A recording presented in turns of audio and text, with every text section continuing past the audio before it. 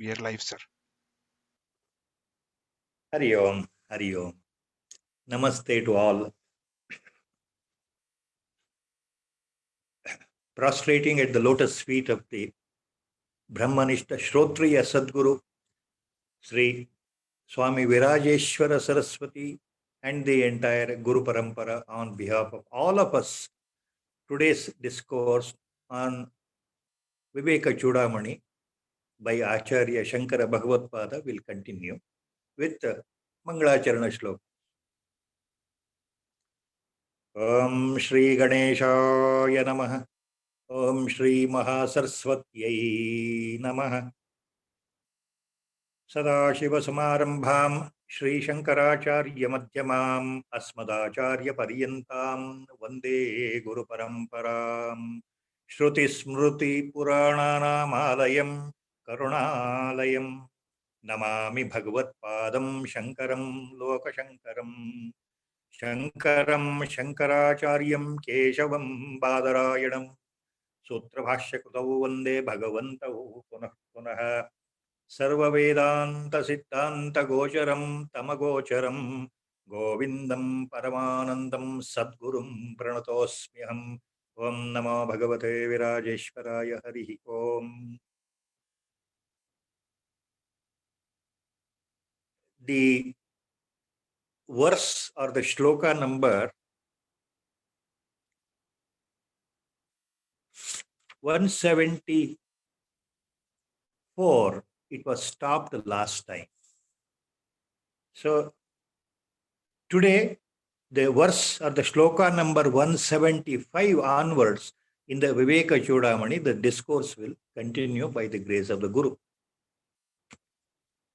Here, the very profound point to recollect, that is, now Acharya is elaborately explaining the most potent, important Manomaya Kosha, that is, the mind and the chitta complex in our subtle body, which controls all our actions.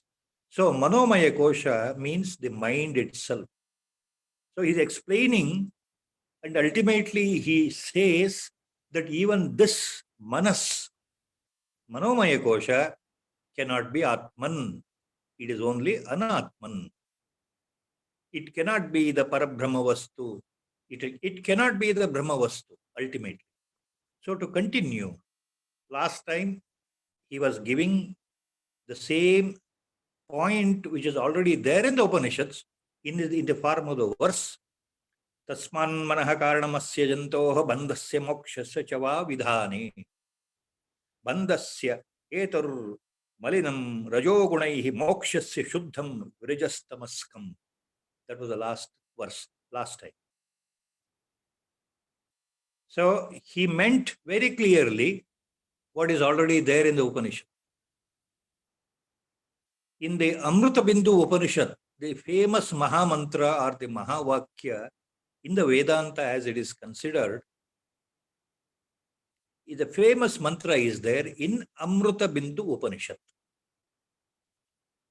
That famous mantra is Mana eva manushyanam karanam bandha mokshayoho.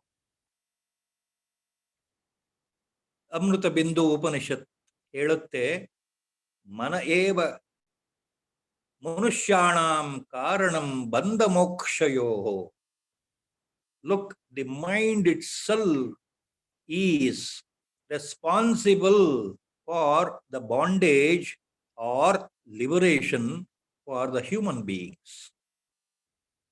ಮನುಷ್ಯನಿಗೆ ಸಂಸಾರದ ಬಂಧನ ಆಗಲಿ, ಇದರಿಂದ ಬಿಡುಗಡೆ ಮುಕ್ತಿಯಾಗಲಿ, ಇವೆರಡಕ್ಕೂ ಮನಸ್ಸೇ ಕಾರಣ. Same point he explained in his own verse. Last time it was covered. Now to continue. Viveka vairagya gunatireka shuddhatva mano vimuktaihi bhavatyato buddhimato mumuksho abhyam drudabhyam bhavitavyamagre. Viveka vairagya gunatireka shuddhatva शुद्धत्वमासाद्य मनो विमुक्तैः भवत्यतो बुद्धिमतो मुमुक्षो ताभ्यां दृढाभ्यां भवितव्यमग्रे. Acharya continues here.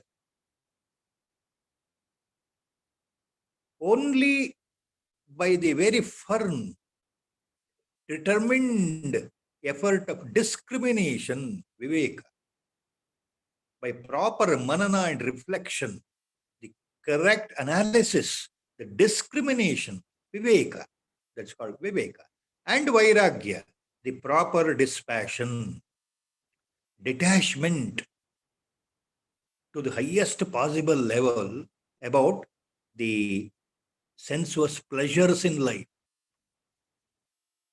If I become more and more detached, if I develop not attachment but detachment towards all types of sensory pleasures available to me in the life, that amounts to vairagya.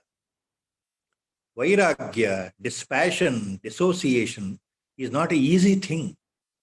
It cannot happen in one day or 1 month.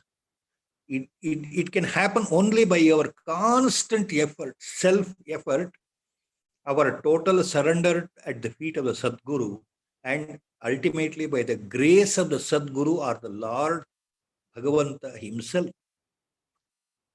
But it also means we have to sincerely try with a determined effort to develop such a dispassion called Vairagya. So Acharya says here, see, when by firm discrimination, that is Viveka, and uncompromising renunciation, Vairagya means giving up. What is renunciation in the highest sense? Renunciation means tyaga, sacrifice, giving up. So that is called Vairagya. So by constant effort of developing Viveka and Vairagya, what happens? Shuddhatvam asadya mano vimuktaihi, manah vimuktaihi shuddhatvam asadya.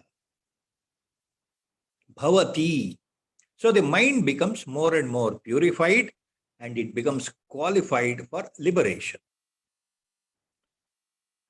Bhavati ato buddhimato mumuksho tabhyam drudabhyam bhavitavyamagre. Hence what Acharya says, mind should be always be established in Viveka and Vairagya. He says, look, mumukshu, if you are having a hunger to realize God himself, if you have developed that unsatiable thirst to reach at the Godhead itself, to know your own reality, to know the real purpose of the birth, then with determination develop Viveka and Vairagya. ಸಂಸಾರದಿಂದ ಮುಕ್ತನಾಗುವ ಆಸೆ ಇದ್ದಲ್ಲಿ ಮುಮುಕ್ಷುವಿಗೆ ಆಚಾರ್ಯರು ಏನ್ ಹೇಳ್ತಾ ಇದ್ದಾರೆ ಅಂದ್ರೆ ವಿವೇಕ ಮತ್ತು ವೈರಾಗ್ಯವನ್ನು ದೃಢಪಡಿಸಿಕೊಳ್ಳಬೇಕಪ್ಪ. ಆವಾಗ ಆ ಮುಕ್ತಿಗೆ ಅದು ದಾರಿ ತೋರುತ್ತದೆ. Hence Acharya says the seeker always should be established in these two aspects in life. Proper discrimination. What is Viveka? What is actually Viveka? What is the discrimination? Means we must understand what is Atma or Brahmavastu or Parabrahmavastu and what is Anatma, what is not.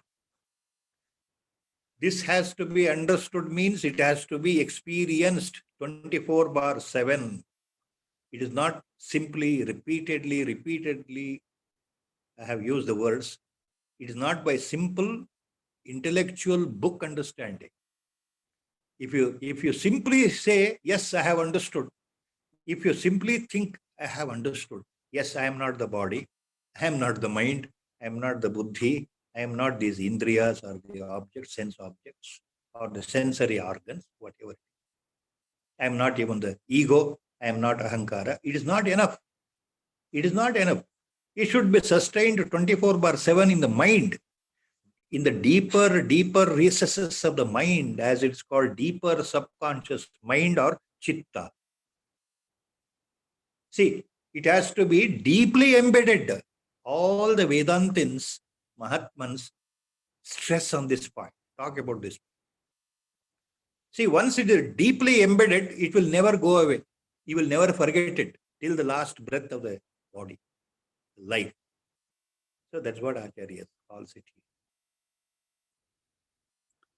Then he gives an example, very simple shloka. Mano nama mahavyagro vishayaranya bhumisho charatyatra na gachantu sadhavo ye mumukshuvaha. Very simple shloka. Anybody can understand. Mano nama mahavyagro vishayaranya bhumisho charati atra na gachantu sadhavo ye mumukshuvaha. ಈ ವಿಷಯ ವಾಸನೆಗಳ ಘೋರ ಅರಣ್ಯದಲ್ಲಿ ಈ ಮನಸ್ಸು ಎಂಬ ಹುಲಿ ವ್ಯಾಘ್ರ ಚಲಿಸ್ತಾ ಇದೆ, ನಿರಂತರವಾಗಿ ಚಲಿಸ್ತಾ ಇದೆ. ವಿಷಯ ವಾಸನೆಗಳ ಘೋರ ಅರಣ್ಯದಲ್ಲಿ ಮನಸ್ಸು ಎಂಬ ಹುಲಿ ಚಲಿಸ್ತಾ ಇದೆಯಲ್ಲ, ಆದ್ದರಿಂದ ನೀನು ಮುಮುಕ್ಷು ಆಗಿದ್ದರೆ, ನೀನು ಸಾಧು ಆಗಿದ್ದರೆ, ಭಗವಂತ ಪ್ರಾಪ್ತಿಯ ಆಸೆ ಇದ್ದರೆ ಈ ವಿಷಯಗಳ ಅರಣ್ಯದಲ್ಲಿ ಹುಲಿಯ ತರಹ ನೀನು ಓಡಾಡಬೇಡಪ್ಪ ಮನಸ್ಸೇ ಅಂತ ಆಚಾರ್ಯರು ಹೇಳ್ತಾ ಇದ್ದಾರೆ. So with this example of a tiger, Acharya is explaining in a simple Sanskrit verse, Samskrita. The tiger called the mind is wandering in the entire forest of the sense objects, sensory pleasurable objects. The tiger called mind is wandering here and there in the forest full of sensory objects. A forest called sensory objects. So the mind gets totally involved in those sense objects, in the gratification of the sense, in satisfying the hunger of the mind. Mind is fully involved. That is, we are surrounded by all sensory pleasures in the world. So our mind gets attached. That is the point.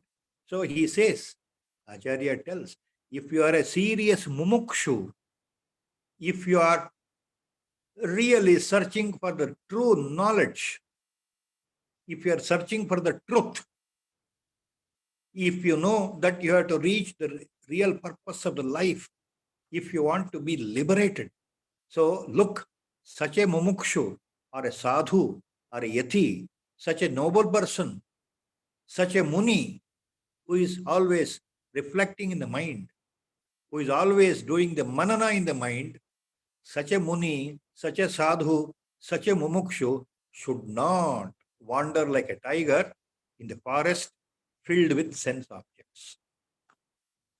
So that is the example Acharya is giving here. Like, it is sort of a warning to the sadhakas or seekers how we should conduct. The point here is very simple.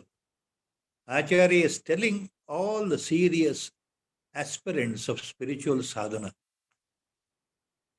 as far as possible, you cut off yourself from the outer sensory perceptions of the world, the outer attractions of the world, which give you temporary happiness, temporary pleasure. It will gratify your senses. You get enamored. You get enslaved. You are mesmerized. You are enchanted by the world, worldly pleasures. So, as much as you get away from that. Why Acharya and any other Mahatman say like that? Because the more you open up your eyes and ears, the more you see outward life. When the mind becomes more and more outward, the real purpose is forgotten. That is exactly how the Maya plays the role. By its Avarana Shakti and Vikshepa Shakti, the whole world is projected in a wrong sense, and the mind thinks this, what I am seeing, what I am hearing, what I am observing, what I am perceiving, everything is real. So the mind always goes in that direction. That is how the Maya plays the trick. The Avarana Shakti conceals the original, our reality. Our real nature is concealed, completely covered by Avarana Shakti. That's how the Maya plays the role all the time. So Acharya is always hinting at that. If you are a mumukshu, if you are a serious spiritual aspirant, avoid as much as possible your attention to the worldly life. Do your duty and karmas sincerely without involving your mind or yourself. But you must do the duty sincerely. Do the karmas without any expectation. Then the bondage will not be there. If you do any kamya karma, the bondage will come back. You expect something and you do something, then you are bound to samsara. So do your duties correctly, sincerely, precisely, without involving yourself mentally. That is a point Acharya all the time insists. See, it is so difficult. I remember here, a small digression occurred in the mind. Once, one of our closest Guru Bandhus, who is from a gentleman from Kashmir, from Srinagar actually. In fact, a close associate of mine, we know him for the last 25 years. He's a senior Guru Bandhu. Once he told me in detail how during 1990, in the year 1990, by the end, along with the family, with only a few cloths on, he ran away for the life from Srinagar, the valley, Kashmir Valley, capital, Srinagar, escaped the wrath of the elements which were bent upon killing and murdering and raping, whatnot, all Kashmiri Pandits for some cause. And came back and settled in Bangalore later. Actually, listening to the stories of atrocities on Kashmiri Pandits during those days, straight from the horse mouth, is so difficult. In fact, you simply not only shed tears, but you will shed tears of blood by listening to what actually happened to thousands and thousands of Kashmiri Pandit families in those days of turmoil, strife, and whatnot. So he was once talking to our Gurudev with some questions. And our Gurudev has recorded all these points, which I am telling you now, in the book called Know Your Reality, Part 1. Gurudev himself has recorded the points very briefly in the book called Know Your Reality, Part 1. I'm just, since I was there, I'm telling you what happened. I was a witness. And the gentleman from Kashmir repeatedly was asking, Gurudeva, so much I have tried. I am trying to do meditation as per your advice. I am doing meditation and japa as per your advice. You are my only sole benefactor. You are my guru. You are my Swami. But still I feel I have not reached any stage at all. I am at what?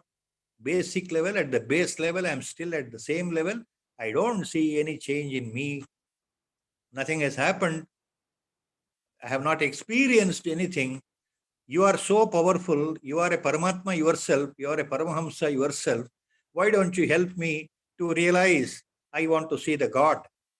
Why don't you help me? If you really bless me, I will see it. I am doing the japa. I am doing meditation all the time.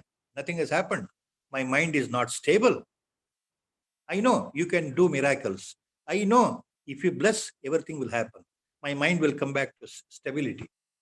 He went on saying that. The discussion went on for more than 20 minutes. I was just a witness. Gurudev went on explaining something, and the gentleman was not satisfied. He was arguing with our Gurudev. Of course, he is a very good ardent devotee of our Gurudev. With that special bondage, he was taking full advantage of that. He was arguing with Gurudev actually. And finally, Gurudev looked at me and said, Nagaraj, why don't you convince him? I am trying to convince him. He is not being convinced. He wants some miracle to happen today itself. Why don't you convince him? Smilingly, Gurudev looked at me and said like that. Then what to do? Gurudev's Adesha. I turned towards the gentleman. Now Gurudev became silent and a witness. He started observing. I started talking by the clue given by Gurudev. I said, suddenly it came into my mind, the shloka, famous shloka in the Bhagavad Gita, what Arjuna tells Krishna, Lord Krishna, at what answer Lord Krishna gives Arjuna. See, the summary of that point in Bhagavad Gita is, that is in the 6th chapter, it comes in. Arjuna repeatedly, same question puts to Lord Krishna Paramatma himself. Look, with all you say, the mind is so powerful, my dear Sakha, my dear Lord Krishna, look, my mind is so powerful. Now I cannot control the mind. The mind controls me. It is such a powerful Indriya. I cannot escape from the clutches of the mind. And it won't remain stable. It's highly fickle. It goes on changing. I cannot bring any concentration. The mind is totally devoid of concentration. So controlling the mind is so difficult, Lord. How to control the mind? How to control the mind? That was a question by Arjuna. Chanchalam hi manah Krishna pramathi balavadhrudam. Bhagavad Gita, 6th chapter.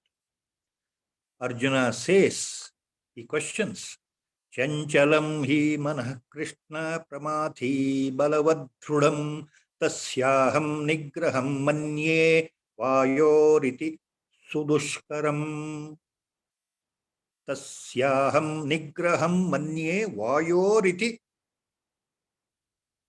sudushkaram.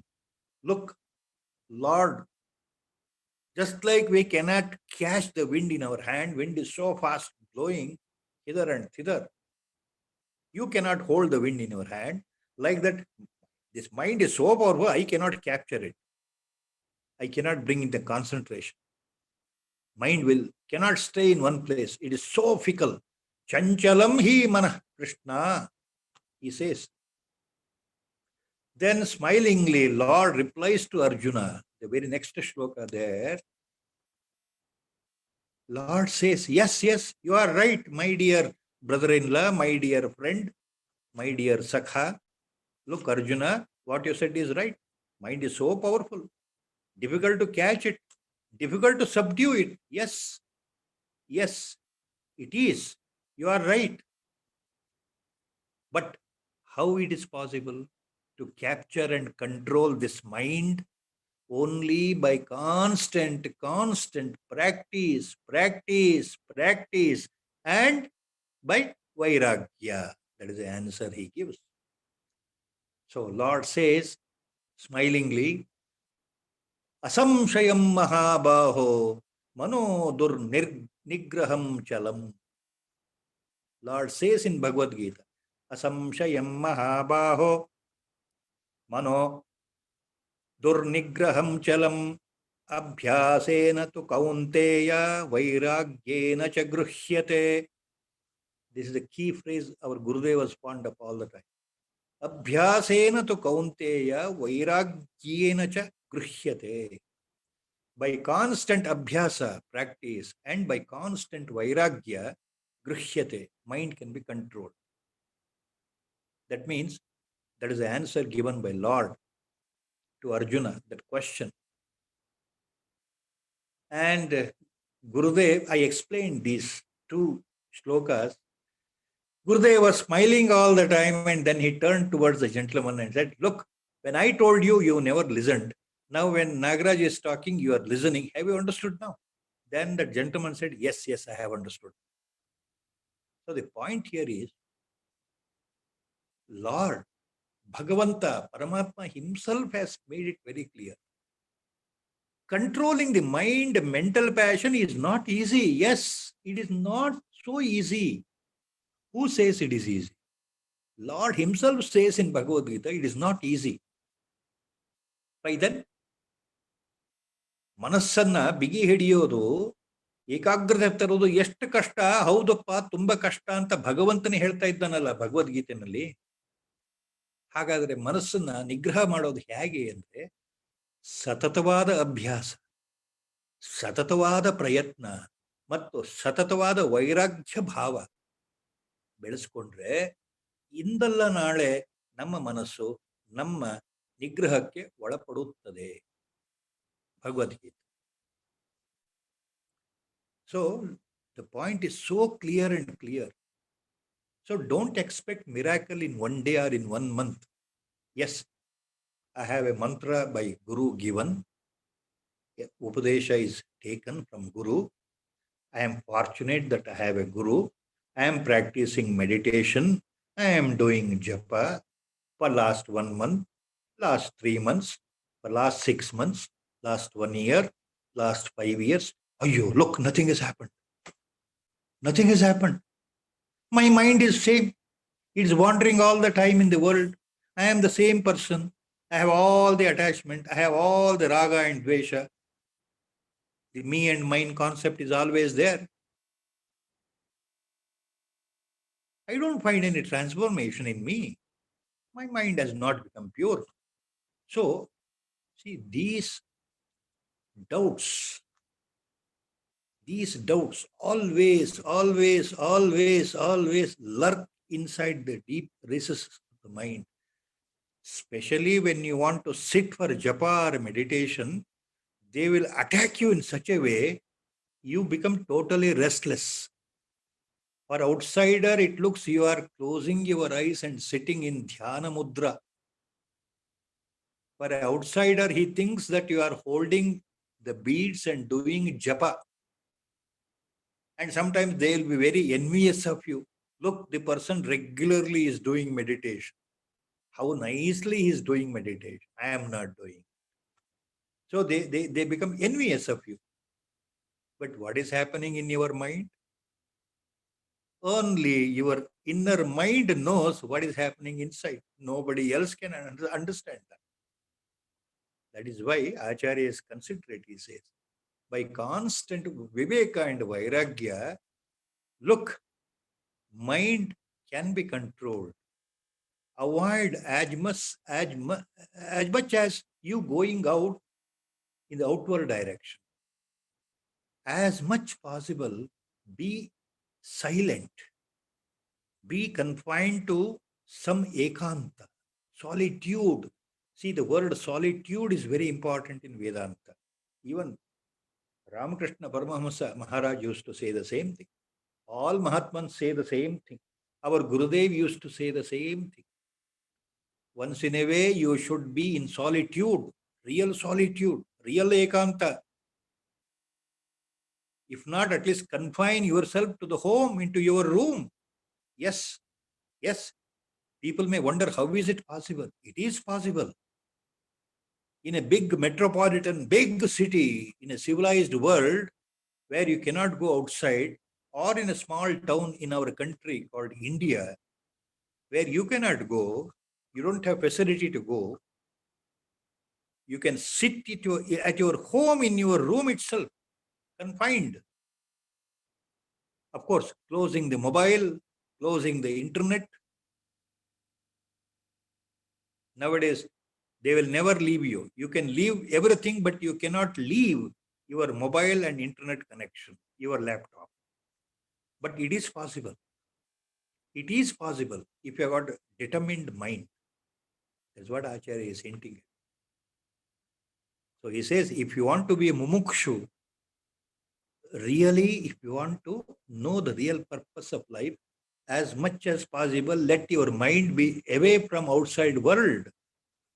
Stop going out unnecessarily. Stop going to the trips unnecessarily. Stop hunting out for weekend parties, weekend trips, long trips. Stop going into your relatives, kids and kins' houses for small things, sundry things. Stop it. It may hurt people, but it is the bitter truth. My Gurudev told me on 2-3 occasions one wonderful statement. I have kept that in my mind all the time. You know what my Gurudev told me in this regard? He said in the Kannada vernacular language, Bandhugale Bandhana. That is all the words he said. Bandhugale Bandhana. He means your own kits and kins are the cause for your bondage. Gurudev meant it. Your own kits and kins. That means your own people are the cause for the bondage. That's all he said. Rest is understood. Rest you have to decipher. Rest you must know by yourself. Such short, crisp phrases of my Gurudev used to always use when I was used to be with him in solitude. This is what we call personal upadeshas. Personal upadesha is called as aptavakya in Vedanta. So when you receive a personal upadesha, that means only Guru is there. In front of the Guru, you are sitting. Only you two are there. Nobody else, no third person. So that is the importance of a Sadguru who sits and then imparts the knowledge directly looking at you. That is how the grace works. Yeah, I have digressed too much. I'll come back now. Now Acharya continues. Manah prasute vishayan asheshan sthulatmana sukshmataya cha bhoktuhu sharira varnashrama jati bedhan gunakriya hetu phalani nityam. Manah prasute vishayan asheshan sthulatmana sukshmataya cha bhoktuhu sharira varnashrama jati bedhan gunakriya hetu phalani nityam. Acharya says,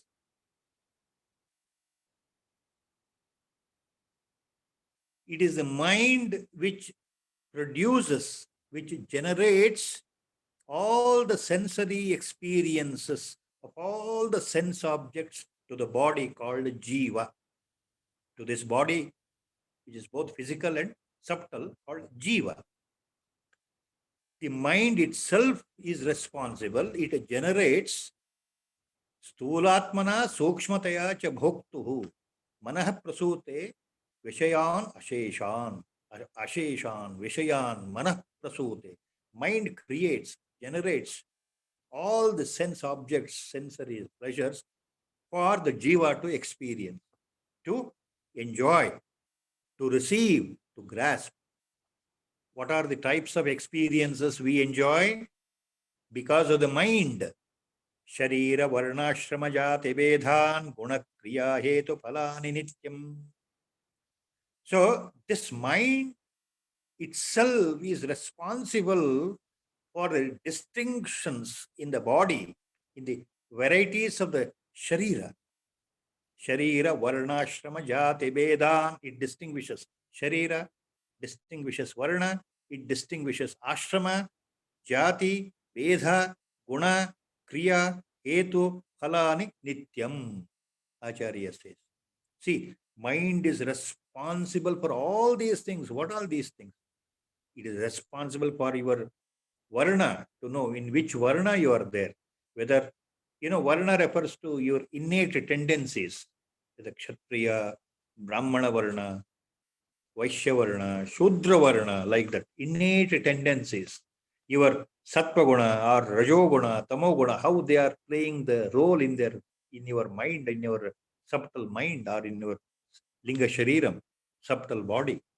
And it also identifies you with ashrama. Ashrama means whether you are a brahmachari, whether you are a grahastha, whether you are a vanaprasthi or sannyasi, the mind is responsible for such a distinction. And it is also responsible for guna, kriya, hetu, phala. It is responsible for all types of the objects, what objects you experience, and it is responsible for the actions, what you perform, responsible for the results of your own actions you have to imbibe, you have to face. Guna, kriya, hetu, phala, nityam. So, the mind is responsible for all these things. It is responsible for your qualities, your actions, your causes, and the effects of the causes, what you have to suffer later or enjoy later. ಮನಸ್ಸು ಎಲ್ಲದಕ್ಕೂ ಕಾರಣ ಆಗುತ್ತೆ. ಸೂಕ್ಷ್ಮ ಮತ್ತು ಸ್ಥೂಲ ತರದಲ್ಲಿ ಎಲ್ಲ ರೀತಿಯ ವ್ಯವಹಾರಗಳಿಗೆ ಮನಸ್ಸೇ ಕಾರಣ. Because these distinctions, what Acharya hints here in the shloka is, in the waking state, you experience all these things. Whether you are a human birth, sharira here means manushya sharira, or tiryak jantu sharira, pashu sharira, or devata sharira. So whether you are a demigod or an insect or a worm or a human being or an animal, all this observation you are doing in the waking state. Your ashrama status in the waking state. Your gunas, whether you are more sattvic, more rajasic, more tamasic, influenced by these three gunas, how you behave, waking state, you experience. What are your actions? Mind decides always in the waking state. What are the fruits of your actions you receive? Again in the waking state, Jagrata Avastha. Mind is so active in the Jagrata Avastha. And also in a dream, it creates its own body and its own characters, its own scenes is there. But in the deep sleep, in the deeper analysis, if you go into the commentary of Bhashyam here, on this shloka, Mahaswamigal says in the commentary on this shloka, but in the deep sleep, in the Sushupti, the mind is totally merged temporarily.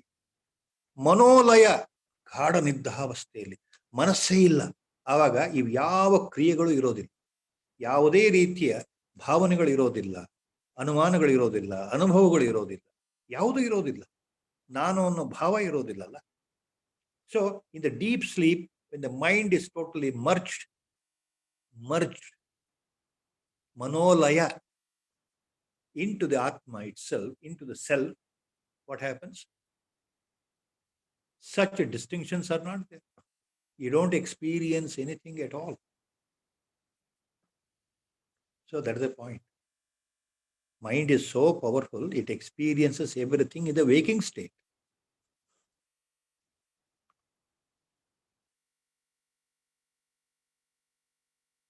असंगचिद्रूपम अमुम विमोह्य देहेन्द्रिय प्राण गुणैर्निबध्य अहम ममेति भ्रमयत्यजस्रं मनस्वकृत्येषु फलोपभुक्तिषु. असंगचिद्रूपम अमुम विमोह्य देहेन्द्रिय प्राण गुणैर्निबध्य अहम ममेति भ्रमयत्यजस्रं मनस्वकृत्येषु फलोपभुक्तिषु. Aham mama iti भ्रमयति अजस्रम, the key phrase in this shloka. The key words in this shloka, the third line, aham mama iti ಭ್ರಮಯತಿ ಅಜಸ್ರಂ. ಅಜಸ್ರಂ means all the time, ಯಾವಾಗಲೂ. ಅಹಂ ಮಮ ಇತಿ ಭ್ರಮಯತಿ, ಮನಃ ನಾನು ಮತ್ತು ನನ್ನವರು, ನಾನು ನನ್ನವರು ಎಂದು ಯಾವಾಗಲೂ ಮನಸ್ಸು ಹೇಳ್ತಾ ಇರುತ್ತೆ, ಭ್ರಮೆ ಉಂಟು ಮಾಡುತ್ತೆ. ನಮ್ಮ ಎಲ್ಲ ಕಾರ್ಯಗಳು, ನಮ್ಮ ಎಲ್ಲ ಕರ್ಮಗಳು, ನಮ್ಮ ಪ್ರವೃತ್ತಿಗಳು, ನಮ್ಮ ಮನೋವಿಕಾರಗಳು ಈ ಎರಡರ ಮೇಲೆ ಮಾತ್ರ ಅವಲಂಬಿತ. ನಾನು ಮತ್ತು ನನ್ನವರು. ನಾನು ಏನು ಮಾಡಿದ್ರು ನನಗೋಸ್ಕರ ಮಾಡ್ತಾ ಇದ್ದೇನೆ, ಏನ್ ಮಾಡಿದ್ರು ನನ್ನವರಿಗೋಸ್ಕರ ಮಾಡ್ತಾ ಇದ್ದೇನೆ. ಅಹಂ ಮಮ ಇತಿ ಭ್ರಮಯತಿ ಅಜಸ್ರಂ ಮನಃ. ಕೀ ವರ್ಡ್ ಇನ್ ದಿ ಶ್ಲೋಕ. The mind is always geared up on two aspects of our worldly life. Aham and mama, me and mine concept. Aham means me, myself. Myself, I am so and so. Ahankara, I am so and so. Mind is geared up all the time. All its actions are towards this point in life. For me, what I do, for me only. And mama, next. For my own people. What I do, for my people. That means not for others. Not for others. My own people, my blood relatives, my association with my people. All that I do is only for thee. My life is mainly revolves around two words. Aham and mama. Aham and mama means me and my mine. So, this mind is so powerful, it has bound by the ropes tightly. It has bound what? It has bound the Atma, the real self. The real self, Parabrahma Vastu, the real Parama Chaitanya, the Atma Vastu, mind has bound tightly with the ropes. This Atma Vastu inside is actually Asanga, Chidrupaha, Amum. This Amum means this Atma Vastu is Asanga and Chidrupaha. It is Chitswarupa. It is Satswarupa. It is Ananda Swarupa. It is Asanga. This Atma Vastu is totally non-attached. It is inert. It is not associated with anybody.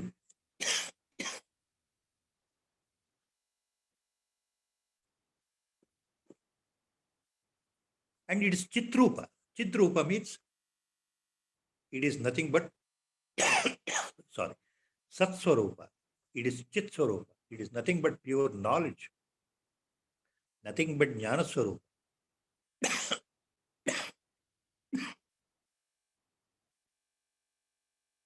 But such Atma Vastu, such a Parama Chaitanya is totally covered and it is bound by the ropes called Deha, Indriya and Prana, by this mind. Asanga Chidrupa Amam Vimohya Dehendriya Prana Gunair Nibhadya. The mind has totally covered with the ropes of body, organs, and prana. So the Atma is completely covered. It is completely covered with the help of the mind. So Atma remains Nishkriya all the time. It is a pure witness. It is there, but it's totally covered. Who has covered it? The mind itself, the ego itself, Aham itself. Why? Because Aham mameti bhramayati ajasram manaha swakrutyeshu alopa bhuktishu. So the mind disables the Atma by its total covering, and it obstructs the reality with the concept of me and mine. It makes your ego to develop, ahankara to develop, and mamakara to develop. So with the help of ahankara and mamakara, what is happening? The mind is playing a trick. What trick? The mind has covered the reality, real Atma Vastu. So we don't know. See, Acharya is hinting such a important Vedantic point here. Only because of false identification by our ego that I am the body, I am this body. So that ego, myself, me concept, plus these are mine, mama, these are mine. These two things have bound and covered my real nature. My real nature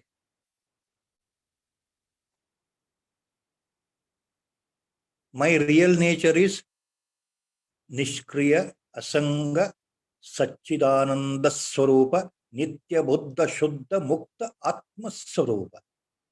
What cannot be explained elsewhere, Acharya has explained, tried to explain. What is this Atma Padartha? Eternal,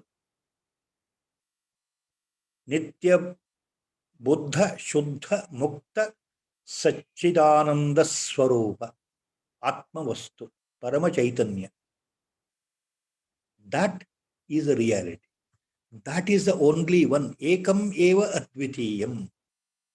There is no second vastu, padartha, other than Atma vastu. Other than Brahma vastu, there is no second. There is only one. And that we have forgot.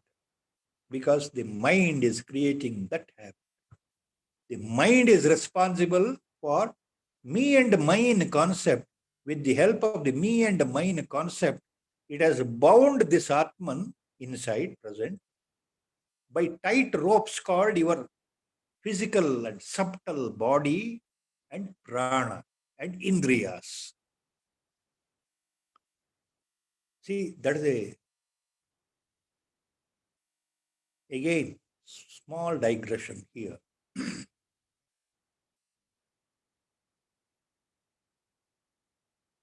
In the final Upasamhara epilogue, end part, almost, in the end part of Anugita, the Upadesha given by Lord Krishna Paramatma to the same Arjuna, almost 1.5 to 2 years after the Mahabharata war. After the Mahabharata war, when Lord Krishna Paramatma was about to depart to Dwaraka, his place, Arjuna asks him again the same thing, that Lord, during the Mahabharata war, you had advised me some Upadesha in the battlefield. And I understood then the Upadesha, Gitopadesha you gave to me. But now, within 1.5 years, I have totally forgotten. I have totally forgotten. Now that you are leaving back to Dwarka, now that we are settled here in Hastinapura, now that my eldest brother, Suyodhana,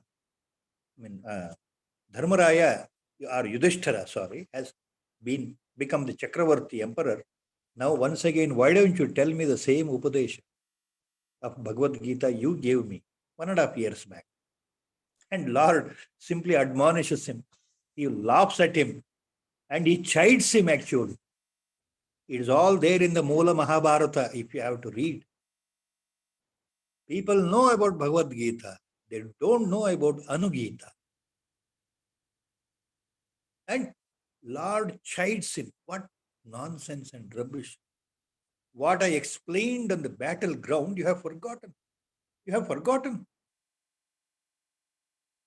Then out of compassion, again, he teaches the same Bhagavad Gita in a different shlokas. Vyasa Maharshi has written different shlokas in Anugita, as it's called.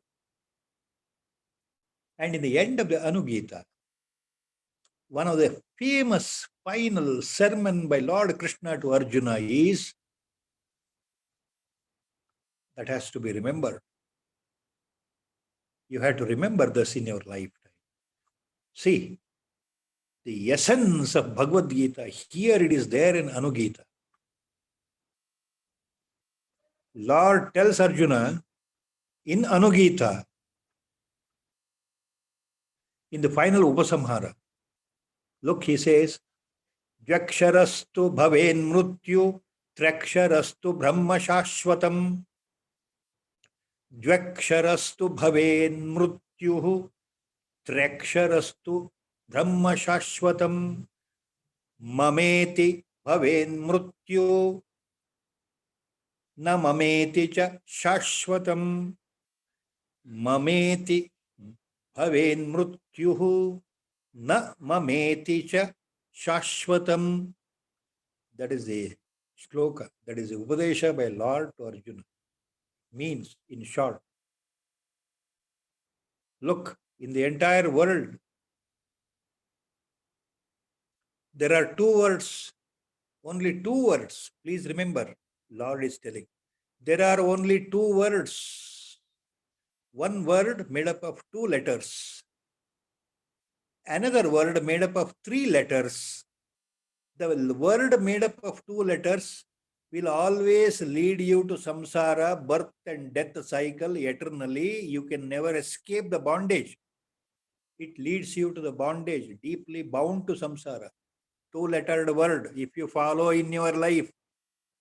But if you follow three-lettered word in your life, you escape from this cycle of birth and death eternally. You get realized. You get the Brahma Shashvata Pada. You get moksha yourself.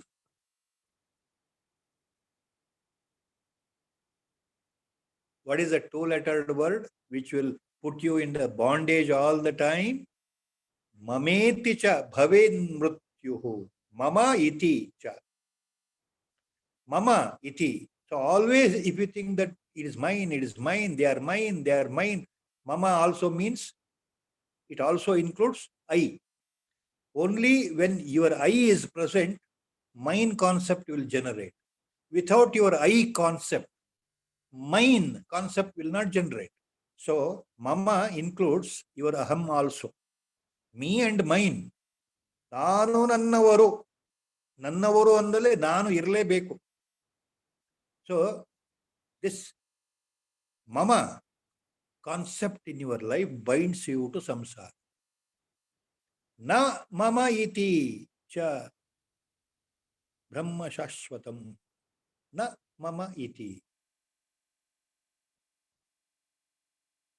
They are not mine. My own people are not mine. Everyone is mine. That is the concept. It is not that my own people are mine, na mama. The whole world is mine. That is the understood point. So if you develop na mama concept, then you reach realization. That is the ultimate point in Anugita. Lord says that. So that is how the points come in here. So Acharya says here, aham mameti brahmati ajasram manah swakrutyeshu phalopa bhuktishu. So the mind, it creates its own bondage by entangling itself, your body and mind, entangle itself in samsara completely, and it experiences sukha and dukkha, pleasure and suffering all the time till the last breath of the body. Swakrutyeshu phalopa bhuktishu. It, by its own actions, it makes the body to perform actions, and by its own actions, the body, along with the mind, the body-mind complex, will face sufferings or pleasures at times, but all the time more and more worries, suffering, and fear as to what is going to happen next, what will happen tomorrow. As the age progresses of the physical body, what happens? The built-in, one of the important kleshas, which earlier Acharya explained, one of the important point will grip the mind. That is abhinivesha. What happens next? What is going to happen tomorrow? And Abhinivesha means I am going to die. The concept of death or the fear of death, Marana Bhaya Abhinivesha sets in. Knowingly or unknowingly, in everybody's case, except mumukshus who are blessed by the Sadguru, except sadhakas who are blessed by Sadguru, everyone, whether poorest of the poor, richest of the rich, whether ordinary person or the greatest dictator in the world, whether a common man or a highest political personality in the world, everyone without exception will develop that fear psychosis of death, personal death, and nobody is devoid of that. That is abhinivesha. So that is how Acharya says, Manaha swakrutyeshu phalopa bhuktishu. So the mind will ultimately suffer and suffer and suffer and suffer and die one day along with the body when the Ayusha is completed.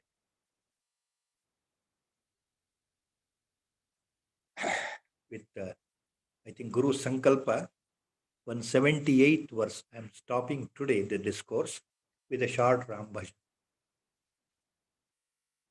Sri Rama Jaya Rama Jaya Jaya Rama Sri Rama Jaya Rama Jaya Jaya Rama Sri Rama Jaya Rama Jaya Jaya Rama Sri Rama Jaya Rama Jaya Jaya Rama Sri Rama Jaya Rama Jaya Jaya Rama Sri Rama Jaya Rama Jaya Jaya Rama.